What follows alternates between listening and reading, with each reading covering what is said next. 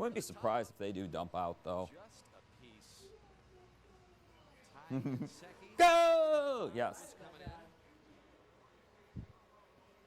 Or actually, no, Inseki not there, a part of the trio of Colts. Good. Surely. Barely good. That's what you get the flip side of that. When you say, oh, this field goal is automatic, there's no such thing. But you like to see the effort out of those guys. They try to go up and, you know, it's fourth quarter. want to go up and make a play. And, So it's like, who cares? You know, I've got to think Chuck Is the old regardless of Indianapolis coach, does he have a job in the sport? Do you know? you know, his quarterback No, came nobody in hired his ass. shaky early on. Hey, And whatever happened to Sherman, the old Packers coach? Where is he at these days? shaky, but he settled down. He was Ah! strong-minded and came back and made some nice plays. Hubert's mic testing 1, 2, 3. We have breaking news. Yes, it is now. We have breaking news into the. Yes, I can. Can you hear me? Giggity!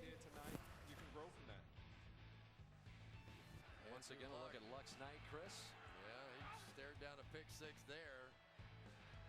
And started coming back and making some nice throws in tight windows. Got the blitz read off there with his mate Kobe Fleener. Dropped one into Reggie Wayne. Had a secret for somebody. A little Hail Mary time maybe here. 20 seconds left. Steelers up by 2. Harnish incomplete. Clock stopped with 15 seconds left.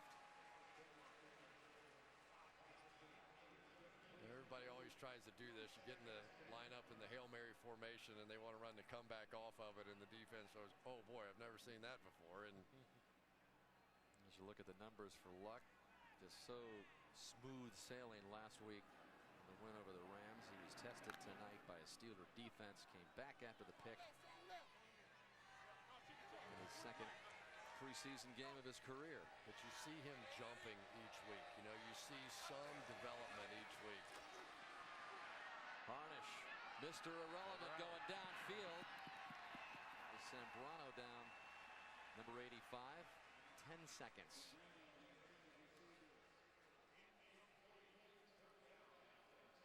So Hines, we're going to see you down the road the next couple of games of football here on NBC. Thanks for stopping by, and great to see you. Man, this is fun. Definitely a big honor to be a part of the new NBC team. Hope and, Chris didn't scare you away or anything. No, You'll Chris, be all right? I look up to Chris. He's the best of the best. And I was just joking when I did that block on you too. I just want you to know, I've seen what you've done to Ed Reed and Ray Lewis over the years. I don't offend you too much. I have fun tonight. Harnish almost picked off. Clock stopped with 5 seconds. So maybe one more. Now you get the circus play. You get the handoff and the lateral, and because now even if you catch a Hail Mary, clock runs out anyway. So now you got to go the distance. So don't know if they've got it in yet or not, but this is where the yeah, I'm sure they haven't worked on the circus play where you keep pitching it back to everybody. So.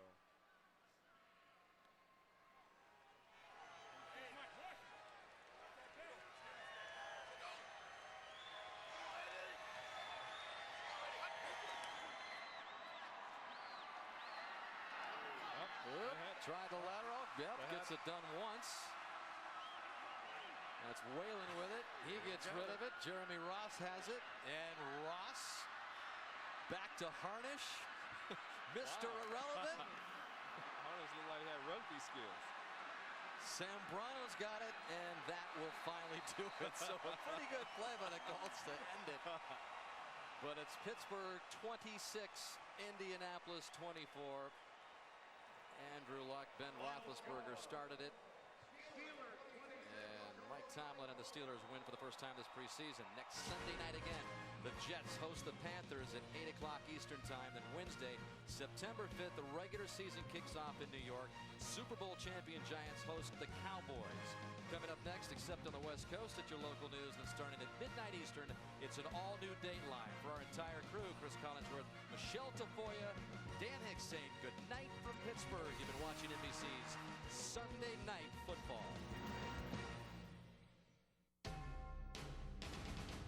NBC NBC Sports thanks you for watching this presentation of the National Football League.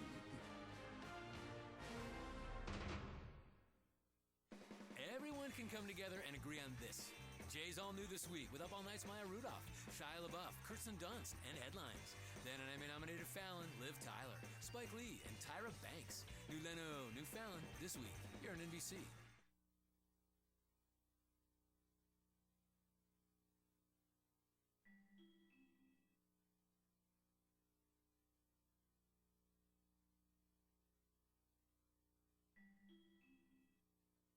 Did you load the 11? Did you load the 11?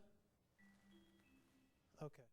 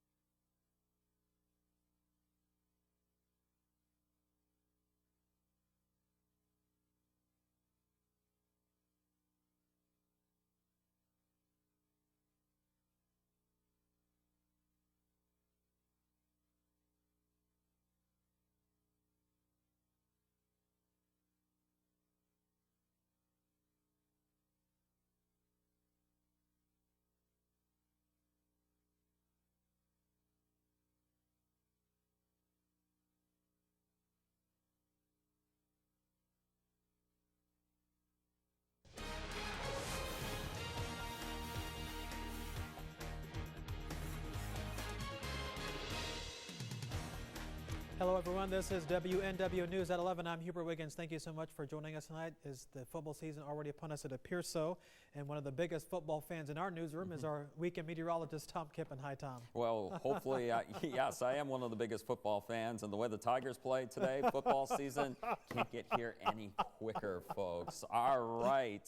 I'll tell you what, last month I was hoping for fall to get here quick as we had temperatures 100 degrees and above, and I'm getting that fall weather very nicely this weekend. And for tonight, we're getting another nice cool fall night. 61 degrees right now at Toledo Express Airport, and as we go to triple Doppler radar here at the 11:30 hour, we can see that we do have dry conditions across southeast Michigan and northwest Ohio. Do have some rain on off towards the east, albeit light, and this is associated with a couple systems, albeit weak, pushing on through the Great Lakes. We're going to have another one of those weak little frontal passages for the daytime on Monday, and that's going to touch off a shower. I'll have the details coming up on that and your dry forecast starting Tuesday and towards the end of the week. Is there any warm temperatures in the forecast? A return to summer potentially?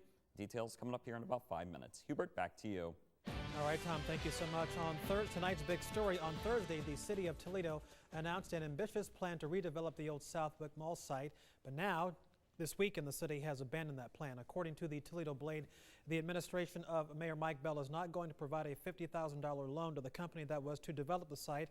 On Thursday, the developers joined the mayor in a press conference and showing images of the new facility complete with a water park, a soccer field, an indoor ice rink, volleyball courts, retail space, and a hotel. The decision to scrap the plan was made after the mayor's office learned more details about the lead developer. The Blade reporting that Cliff Gaston has been named as a defendant in dozens of lawsuits filed in Lucas County. And you can imagine that this was a source of great conversation on our WNWO Facebook fan page. We asked folks what they thought of the collapse of the Southwick plan. Greg wrote, "Nothing will happen just like everywhere else in the city. Tear things down and let it sit." Keith wrote, "The alarm bell should have gone off when these hucksters asked for $50,000 to build a multi-million-dollar project. I'm beginning to think that we need some sort of intelligence test before you are hired or voted into one government center." But Karen is keeping hope alive. She wrote, "I think an indoor water park is a great idea. It would bring revenue back to the city as well." You can also join this conversation with our Facebook fans. All you need to do is log onto your personal Facebook account and then search for WNWO. New tonight, it has been 5 years since record flooding swamped 2 towns in northwest Ohio. Residents and community leaders are still waiting for a flood solution. Flood prevention has become a top priority along the Blanchard River in Findlay and Ottawa, where there have been 5 major floods since 2007. Already, nearly $4 million has been spent by city and county governments on flood control efforts. The Courier newspaper in Findlay is reporting that the U.S. Army Corps of Engineers says it's going to take 3 more years to finish the project. It's a trend that continues to plague consumers: rising gas prices. The nation has seen gas prices steadily climb over the past week after more than 100 days of holding below 2011 prices. According to AAA, the national average for a gallon of regular is $3.72, 5 cents more than a week ago and 29 cents more than last month. It's also 14 cents more to pump gas than last year at this time. The yearly peak for 2012 was on April 5th when gas hit $3.94. So even with this latest rise, gas is still 22 cents below the peak. Now to a developing story. 18 dogs that are being temporarily housed at the Toledo Area Humane Society are adjusting to their new surroundings. The dogs were part of a group of 280 dogs that were seized from a dog kennel in the city of Shelby, which is in Richland County. One of the owners of the puppy mill had died. The other was in the hospital. This past Thursday, staffers with the Toledo Area Humane Society drove to Shelby and collected 3 Shar-Peis and 15 Chihuahuas. The Humane Society of the United States contacted what they call their emergency placement partners around the state to see if they would be able to take some of the dogs that they had, because they had so many of them. We are on their emergency placement list, and we had the space available, so we went down and picked up 18 of the dogs. Condit also tells us the owners of this puppy mill in Shelby had relocated from New Jersey because they found Ohio's laws regarding breeding dogs not as strict as the ones in New Jersey. Well, Sunday marked the end of an era in Bowling Green. The pool at City Park closed for good. Today, after more than a half-century, a new $4 million pool is scheduled to be open in time for the start of summer 2013. But for many, there will always be memories. WNWO photojournalist Tim Winning captured these sights and sounds. I'm happy for the new pool, but I'm also sad to see all the memories go that I had when I was little.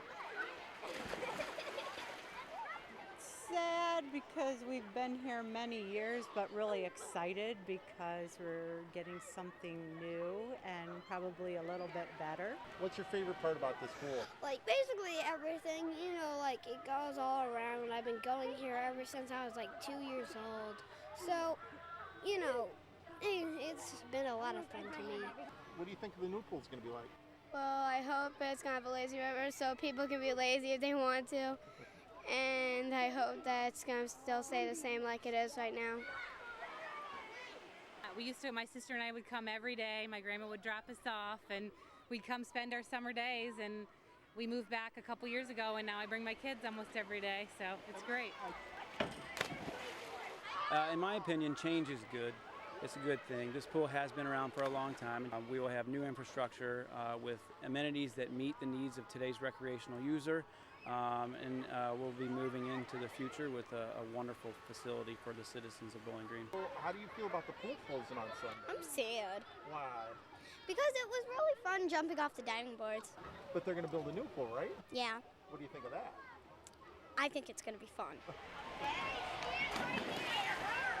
I hope to see a lot of wow faces.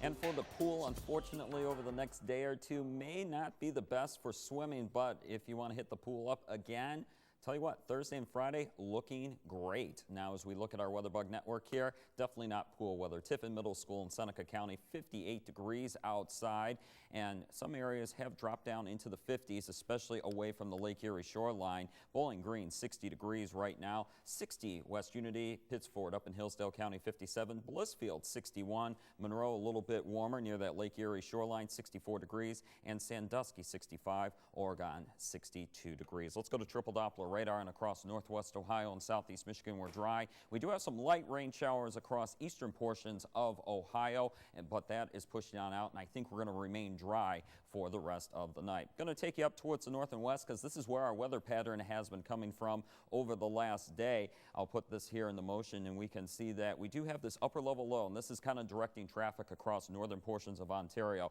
We had a weak little front slip on through today, and that's what caused some isolated showers and thunderstorms across the state of Ohio. Well, it's going to be the same drill for the daytime on Monday. We're going to have another weak disturbance push on through, and once again, we're going to have some scattered showers on an isolated basis, though. I wouldn't even say scattered. It's going to be an isolated shower or thunderstorm chance, albeit 20 to 30%. 79 was your high temperature today. After a morning low temperature of 52, sunrise tomorrow morning is 11 minutes before 7 o'clock. And as we look at your weather headlines, isolated thunderstorms for the daytime on Monday, but I hope you get some rain because we got dry weather starting for Tuesday, and that's going to continue right into next weekend, and then it's going to start warming up as we head into Thursday. No 100-degree heat, though. Mid to upper 80s is going to do it.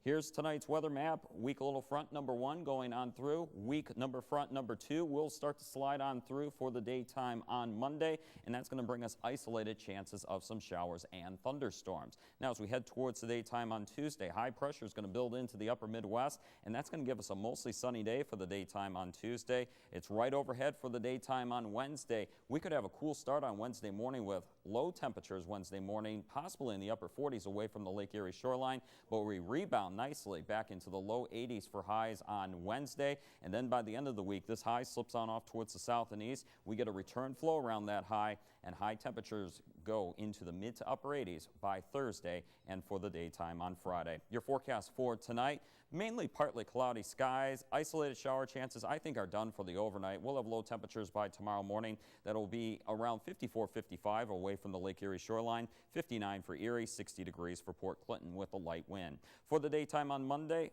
isolated showers and thunderstorms. High temperatures will be in the upper 70s, including 78 for Toledo, 78 for Deschler, and 77 degrees for Archbold with a northeast wind light 5 to 10 miles per hour. 77 degrees by the time we get to Tuesday, 81 for Wednesday, and Hubert, that could be our cool morning. I got low 50s for Wednesday morning. We'll go about 52 degrees for a low temperature for Wednesday morning. I'm talking fall-like temperatures, but once I start talking fall-like, I go right to summer-like because we got 85 on Thursday, 86 degrees on Friday, and mid to upper 80s continue on into Saturday, but we got about 5 days of dry weather coming up this week. And before you know it, you'll be talking about snowfall projections. What snow? We didn't have a winter last year.